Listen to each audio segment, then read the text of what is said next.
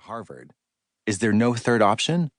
She took a long drag of her Cuban cigarillo, blew it at the glass of the unopened window, slowly craned her neck back at me, and after a long, exasperated sigh said, "Listen, honey, if I had all the answers, then I'd know why the back seats of all my Beamers are filled with dead birds."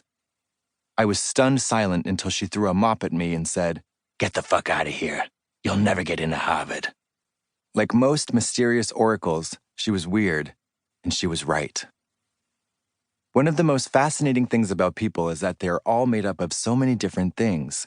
And I'm not talking just about blood, phlegm, bile, and pizzazz. I'm talking about the things that make you, you, and the other stuff that makes me, me, not to mention the entirely different sack of whatever that makes Shakira, Shakira.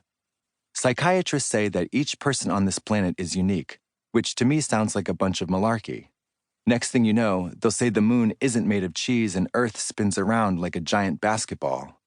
There are nearly 225,000 people currently living on God's green flat Earth, and you're going to tell me that they're all one of a kind? Well, I think the more than 65 documented sets of identical twins would beg to differ, which is hard for them to do since they look exactly the same. But enough about science. This book is about the real world, and in the real world, we don't drive microscopes and drink out of test tubes. We do stuff for money, and that's called work. To get you on the right path, we need to identify just what kind of stuff it is that you like and what types of things you could be good at. You've probably heard of aptitude tests before, and maybe you've even taken one. They usually consist of a series of questions about your skills, preferences, and working style, and they are not to be confused with the slightly different altitude test, which simply proves whether a mountain is European. The results are designed to indicate which fields you are suited to based on your answers. Unfortunately, there are many problems with these tests. First of all, they are far too long and don't require any blood or urine samples, which too often yields a boring and inaccurate assessment. Second, the jobs they recommend are often obsolete, illegal, or just plain yucky. Physician? What's the point when we already have doctors? That's why I came up with this ingenious, foolproof, all-encompassing aptitude test for the modern working girl. Question 1. Choose the activity that appeals to you the most. A. Solving problems with oldies. B. Vehicular manslaughter. C. Feeling up on people's legs. D. Looking at bones. Question 2. Which smell reminds you the most of home? A. Charred fish. B. Marinated mushrooms. C. Hot, wet air. D. Greased leather. Question 3. Which location do you find it impossible to make love in? A. The ocean. B. An Irish bog. C. A vintage Pioneer wagon. D.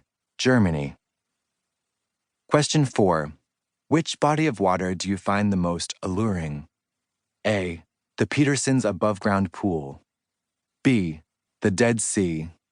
C. The Gulf of Mexico. D. The fish tank in the dentist's waiting room. Question 5. How many different species of animals have you touched with both hands? A. 0. B. 1 to 5. C. 10 to 100. D. Too many to count. Question 6. Which of the following is Academy Award-nominated actress Ellen Burstyn's real name? A. Edith Megan Guggenheim. B. Edna Ray Gillooly. C. Eden Ruth Friedman. D. Helen Bursting. Question 7.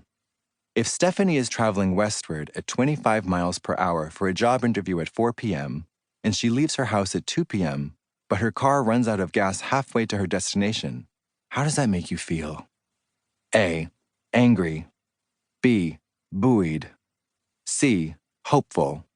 D. Despondent. Question 8. What did you have for lunch today? A. Continental breakfast in the lobby. B. Meals on Wheels. C. Steak Diane. D. A big bowl of Ma's gravy. Question 9. What concession do you buy at the movies? A. Popcorn. B. Jujubes.